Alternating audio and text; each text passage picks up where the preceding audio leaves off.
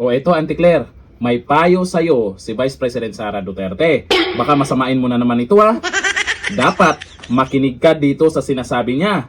Kasi ang sinasabi ni VP Sara Duterte, tama. Huwag ka makinig doon sa may tama. Tama. May tama. May kakaiba yun ha. Eto, panoorin po natin si VP Sara Duterte. Kung ano yung payo kay Auntie Claire. Auntie Claire, gising. Makinig ka. Baka kung ano na yung nakatakip sa tainga mo ha. Sa mata mo ha. Eto, ang video. Castro is a spokesperson of the President and the Office of the President, or hindi ko alam kung kaninong spokesperson siya. Pero by the fact na spokesperson ka at merong C ng Office of the President dyan, dapat maging professional ka sa mga sinasabi mo. Correct. She doesn't have the liberty na tulad sa atin, no, na pwedeng magsalita ng kahit anong iniisip natin at kahit anong opinion natin.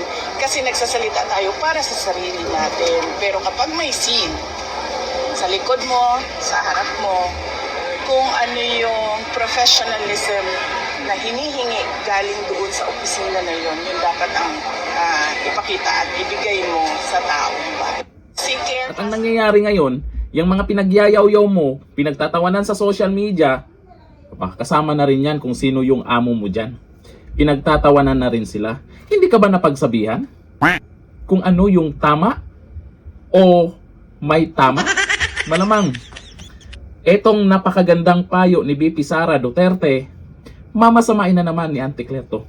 Hindi niya matatanggap na napagsabihan ng isang VP Sara kasi mas magaling talaga siya. Kung magaling ka, Auntie Claire, anyari kay Dunyor, ilan na lang yung naniniwala sa kanya. Nagne-negative na. Baka naman, gumawa din kayo ng tama. Ulitin ko, tama, hindi yung may tama. Hanggang dito lang, thank you.